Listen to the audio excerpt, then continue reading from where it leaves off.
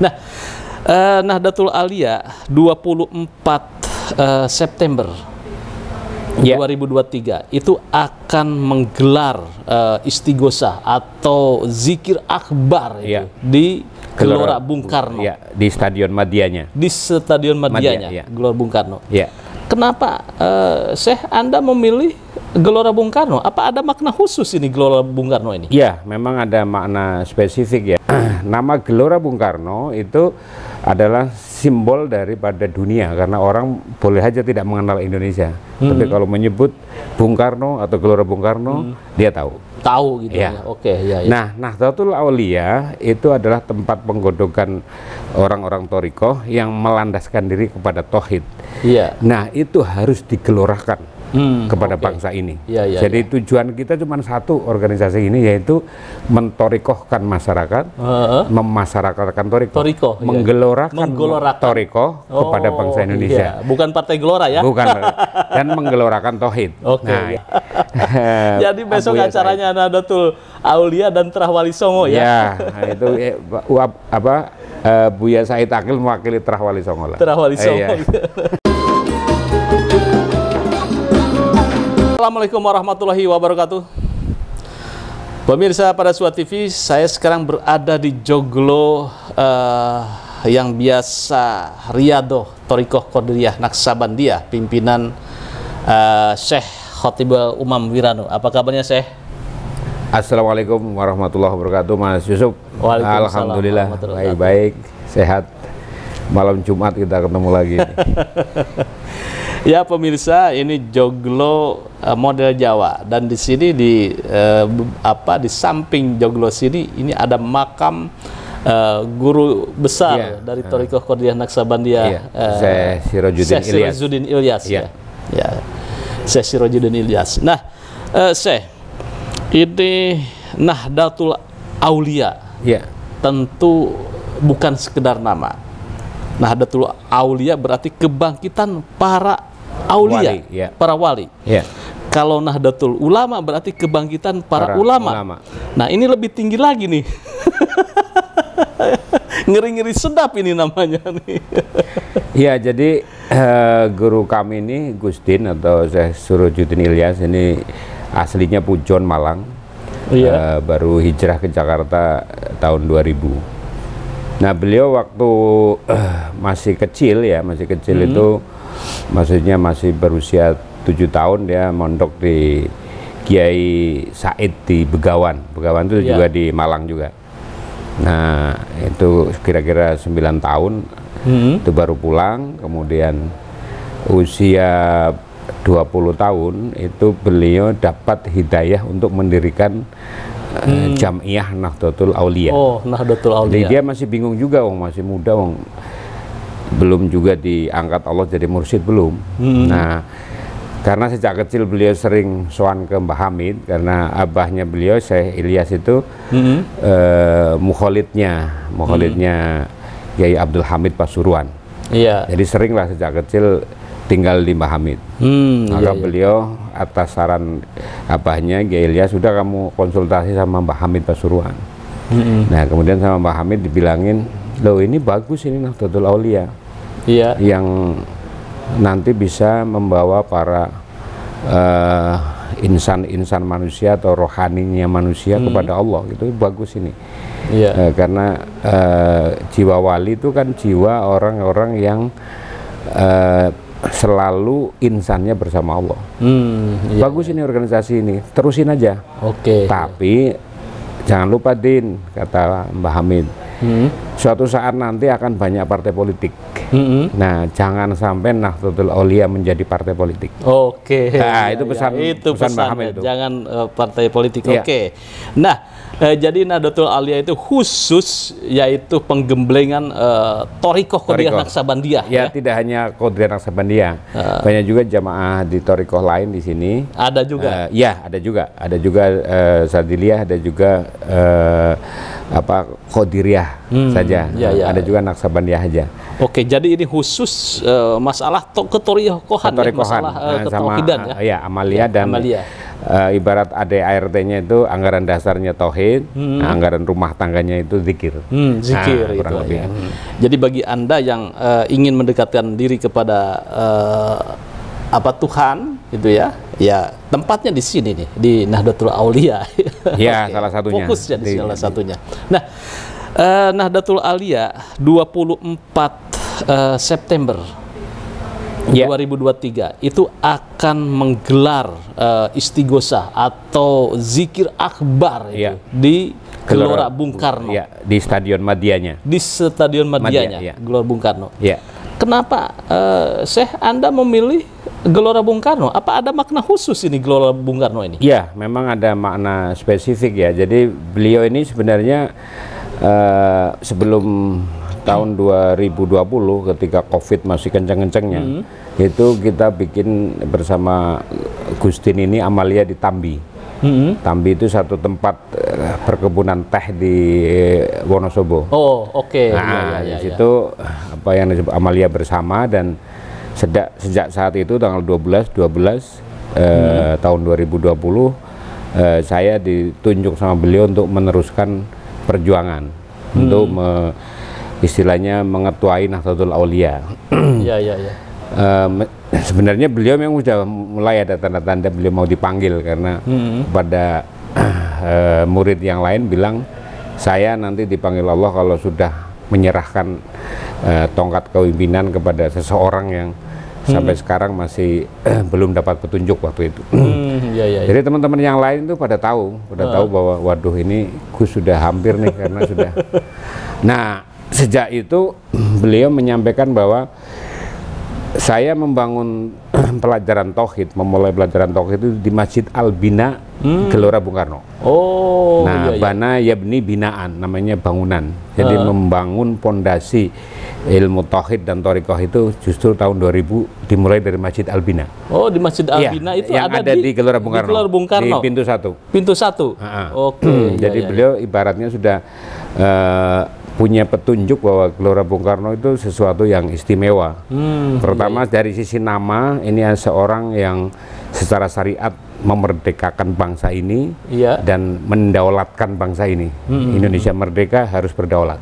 Oke. Nah, nama Gelora Bung Karno itu adalah simbol daripada dunia, karena orang boleh saja tidak mengenal Indonesia, tapi kalau menyebut Bung Karno atau Gelora Bung Karno, dia tahu gitu ya. Oke, ya. Nah, Nahdlatul Aulia itu adalah tempat penggodokan orang-orang thariqah yang melandaskan diri kepada tauhid. Nah, itu harus digelorakan kepada bangsa ini. Jadi tujuan kita cuma satu organisasi ini, yaitu mentorikohkan masyarakat, memasyarakatkan thariqah, menggelorakan thariqah kepada bangsa Indonesia. Bukan partai Gelora ya? Bukan. Dan menggelorakan tauhid. Itu makna Gelora Bung Karno, sehingga beliau nggak mau alternatif tempat lain. Jadi harus di Bung Karno, di Gelora Bung Karno. Karena itu punya nilai khusus ya. Nilai khusus ya. Nilai khusus beliau ngaji di Al-Bina itu selama 7 tahun. Oke. Nah, 2024 besok gitu ya. Ya, 24 September. 24 September. Ini berapa ribu itu yang akan hadir? Yang konfirmasi sudah sampai hari ini itu 7.800. 7.800. Dari semua jamaah yang mulai dari Madura terjauh sampai Lampung yang ujung barat ya, ujung timur. Dari ujung timur Madura, ujung barat Lampung. Itu beliau ini punya petunjuk dari Allah untuk menciptakan thariqah itu milik umat. Ya, jadi tidak milik orang per orang gitu, sehingga beliau punya khalifah itu banyak. Sampai beliau meninggal itu ada 110 khalifah yang tersebar di Jawa mursid dan gitu Lampung. Mursid. Nah, dari jamaahnya para mursid-mursid yang ada inilah kemudian berkumpul di Gelora Bung Karno untuk istighosah, mendoakan, murni hanya mendoakan bangsa ini. Tidak ada motif politik ini? Tidak ada, karena kita hanya menjalankan perintah guru yang waktu Ya. itu dapat petunjuk dari Allah untuk mengadakan istighosah nasional. Oke, ya apa Syekh ini? Tujuan dari istighosah ini apa nih? Terus kemudian inspirasinya seperti apa nih? Dari mana nih? Ya, inspirasinya dulu tahun 1995 itu Gustin mendapatkan petunjuk untuk menyampaikan obat negara. Oke. Ya, nah, jadi ibarat dokter, Gus itu menyiapkan obat karena namanya negara berarti harus kepada kepala negara. Kepala negara yang menyuntikkan obat ini kepada rakyatnya. Apa itu? Obat negara di tahun 95 itu ada beberapa paket istilahnya, ada beberapa cara. Cara pertama adalah doa bersama. Doa bersama. Doa bersama yang dimaksud itu adalah seorang presiden di era itu pasti sangat memungkinkan, yaitu Pak Harto, itu mengadakan doa bersama yang diikuti oleh seluruh rakyat Indonesia. Iya, ya. Dari Sabang sampai Merauke, dari seluruh agama. Nah, nanti bagi yang agama Islam di masjid, agama Kristen atau Nasrani di gereja, yang Hindu di pura, yang Buddha di Pihara. Nah, sekarang ada Konghucu berarti di kelenteng gitu. Nah, itu perwakilannya di seluruh wilayah atau daerah ada. Nah, bagi masyarakat kebanyakan cukup ada di rumah masing-masing.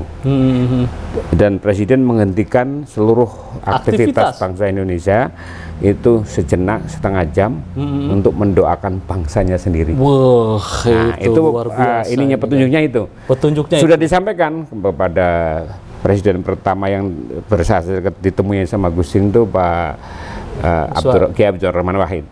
Gus Dur. Gus Dur, ini habis reformasi, ini saatnya orang bisa mencari makan dengan gampang. Nah, kemudian di presiden berikutnya Pak SBY ketemu, tapi di Pak Jokowi belum sempat ketemu beliau. Keburu wafat. Ya, keburu wafat. Nah, intinya belum terdohirkan. Terdohirkan berarti Anda dan ribuan massa ini itu mendohirkan acara ini. Mencara itu, ya betul. Jadi menarik nih pemirsa. Jadi dalam satu hari kalau di Bali itu kan ada nyepi lah ya, satu hari. Nah, kalau ini cukup setengah jam aja. Cukup setengah jam. Mungkin tepatnya hari Minggu lah gitu. Orang tidak beraktivitas. Ya, dan kebetulan umat Nasrani juga ada di gereja pas hari Minggu kan. Iya. Nah, itu di saat itulah jam 9 sampai 9.30 Presiden berpidato kepada seluruh bangsa Indonesia. Mari para rakyat Indonesia semua, warga bangsa Indonesia, kita menundukkan kepala, minta kepada Allah, kepada Tuhan agar satu, kita diselamatkan dari seluruh bencana-bencana yang mungkin terjadi, dan yang terpenting pengakuan kesalahan kita kepada Allah. Gitu. Ini sepertinya ini relevan ini akan Pilpres itu ya 2024 ini agar tidak terjadi konflik atau apa gitu kan ya. Iya, mudah-mudahan begitu. Bisa menjadi inspirasi bagi Pak Presiden Pak Jokowi untuk menyelenggarakan ini bila memang suatu saat nanti diperlukan. Dan saya kira situasinya sudah mengharuskan pemimpin itu harus mengajak kepada Allah, kepada Tuhan, karena sesuai dengan dasar negara kita, ketuhanan yang Maha Esa yang pertama, itu maka tidak satupun bangsa Indonesia yang tidak bertuhan, mestinya begitu. Jadi istilah kebebasan untuk tidak beragama itu di Indonesia tidak diperbolehkan oleh dasar negara sendiri, Pancasila. Nah, Presiden sebagai kepala negara tentu punya kewajiban mengingatkan ini kan gitu. Ya, itu salah satu obat negara gitu kan ya. Nah, ini besok ini gitu kan ya. Pak Presiden Jokowi hadir? Oh enggak, kita memang tidak mengundang Presiden gitu loh, karena kami berharap Presiden menyelenggarakan sendiri bersama seluruh lapisan masyarakat Indonesia, seperti yang kami jelaskan tadi.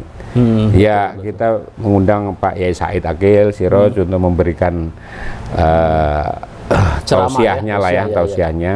dan beberapa teman-teman, ada memang pejabat negara mewakili pemerintah untuk hadir, karena bagaimanapun yang kita doakan juga bukan hanya bangsa Indonesia, atau bangsa Indonesia itu di dalamnya pasti ada pemimpinnya. Nggak mungkin nggak kan? Iya. Maka kita undang mereka untuk hadir. Oh iya. Jadi beberapa ini ya, elemen bangsa juga. Elemen bangsa ya, NU, teman-teman NU, teman-teman Muhammadiyah, kita undang, ormas-ormas Islam, MUI, kita undang masuk semua. Juga. Termasuk ya. Terah Wali Songo ya. Iya, pasti G. Said mewakili. Jadi besok acaranya Nahdlatul Aulia dan Terah Wali Songo ya. Ya, itu Buya Said Akil mewakili Terah Wali Songo lah. Terah Wali Songo. Dari Sunan Syarif Hidayatullah. Ya pemirsa, ini masalah nasab ini masih saja bergulir. Kita berbicara nasib, tapi yang lebih penting kita berbicara nasib bangsa ini. Indonesia. Iya, betul. Ya, biasanya itu kan ada doa-doa khusus itu di dalam istighosah ini. Ya. Nah, ini siapa saja nih kiai-kiai host yang diminta untuk berdoa? Yang kita minta hadir itu Abuya Mubtadi bin Abuya Dimyati Pandeglang. Terus Kiai Muhammad Amin Yusuf itu dari Pagedangan. Pagedangan itu Tangerang. Terus nggak tahu nanti Kiai dari MUI pasti ada yang mewakili siapa. Terus G. Said. Jadi tidak banyak memang yang kita soani ya, tapi cukup mewakili lah. Kita juga sempat soan ke Habib Lutfi, tapi beliau sangat sibuk ya. Belum bisa hadir itu. Ya. Insya Allah cukup lah. Yang penting kan kita sesuai dengan petunjuknya itu kita menggelorakan istighosah gitu di Gelora Bung Karno sesuai dengan ayat yang diberikan Allah itu, wa inni laghaffarun liman taba wa amana wa amila sholiha sumahtada. Wa inni Allah itu betul-betul maha pengampun liman taba, buat orang yang mau kembali kepada Allah, buat orang yang bertobat, wa amana, dan orang yang mempraktekkan keberimanan kepada Allah, wa amila sholiha, kemudian berbuat kebaikan-kebaikan. Sehingga kita berharap pemilu ini juga menciptakan kebaikan, bukan menciptakan kekerasan kan gitu. Baru summah tada, baru secara kolektif pasti bangsa Indonesia akan diberikan hidayah oleh Allah, terpilih pemimpin yang terbaik menurut Allah, dan tentu saja di ujungnya adalah yang bisa memberikan upaya untuk baldatun thayyibatun warabbun ghafur itu. Iya, baik, gituan ya. Jadi pemilu itu yang damai, yang akur gitu. Iya, betul. Tapi begini, sebelum perang pun, atau tanda kutip nih, sebelum bertempur ini kan, berkontestasi ini sudah ada hoax, udah ada fitnah macam-macam ini ramai di medsos. Termasuk ini nih. Ini maaf ini sedikit saja ini kan, karena di dalam Islam itu kan fitnah itu lebih kejam dari pembunuhan katanya itu ya. Nah ini ada berseliweran berita gitu ya, bahwa Pak Prabowo itu mencekik dan menampar. Nah ternyata itu fitnah. Ini bagaimana ini gitu? Sebenarnya kalau di ajaran tauhid kita gitu, jadi orang yang dibully, orang yang dijelek-jelekan atau bahkan difitnah, itu sebenarnya dia sedang diambil dosa-dosanya oleh orang yang memfitnah, dan sebagian kebaikan yang memfitnah itu dipindah kepada orang yang difitnah. Dengan catatan yang difitnah diem aja. Karena kalau fitnah itu pasti tidak benar, jadi nggak usah dijawab tuh, pada akhirnya juga orang tahu bahwa itu tidak benar. Jadi buat saya pemimpin-pemimpin hari ini tuh jangan terlalu sensi ya, gampang tersinggung. Biarlah rakyat memfitnah misalnya, atau ada orang memfitnah gitu, dibiarkan saja asal tidak melakukan, dan dia ikhlas menerima, tidak membalas dengan apa? Membawa ke pengadilan. Ini namanya membalas kan. Nah, melaporkan gitu. Sebenarnya itu kan pasal itu memang pasal yang masih turunan zaman dulu kan, zaman Belanda, dihidupkan kembali. Kalau orang baik nggak mungkin bisa dicemarkan. Iya. Orang cemar bisa diperbaiki, kan gitu. Jadi kalau kita dicemarkan orang udah dibiarkan aja lah. Kalau memang kita baik, nggak mungkin siapa coba mencemarkan nama Gus Dur misalnya. Iya. Nggak bisa. Memang beliau orang baik, gitu loh. Ya, betul. Jadi nggak usah takut dengan pencemaran nama baik. Itu kan kayak ego kita tuh terlalu gede ya, terlalu tinggi gitu. Sedikit disinggung, wah lu pencemaran gitu. Iya. Nggak bisa, orang baik dicemarkan tuh nggak bisa. Oke, Syekh gitu aja. Jadi besok juga istighosa itu untuk mendoakan agar negara ini tidak terjadi fitnah-fitnah begitu. Iya, tentu saja. Tentu saja. Closing statementnya terkait dengan istighosa besok ini seperti apa dan kemudian harapan serta himbauannya terhadap umat dan rakyat Indonesia. Ya, pertama istighosa ini adalah mendoakan bangsa agar tetap selamat, itu ya. Nah, selamat isinya dua. Satu, bangsa ini harus punya kemerdekaan. Yang kedua, bangsa ini harus punya kedaulatan. Cuman itu saja. Mengembalikan apa yang pernah Bung Karno perjuangkan, yaitu memerdekakan bangsa dan memberikan kedaulatan kepada bangsa Indonesia. Itu aja intinya, dan semua fokus ke situ. Boleh hajat masing-masing, tapi intinya di nomor satu yaitu mendoakan bangsa ini agar selamat, tetap merdeka dan berdaulat. Karena tanpa kemerdekaan dan kedaulatan sebenarnya hampir seluruh pelaku agama, agama apapun akan terganggu kan. Iya, betul. Terganggu. Tapi kalau kita sendiri sudah merdeka terutama kepada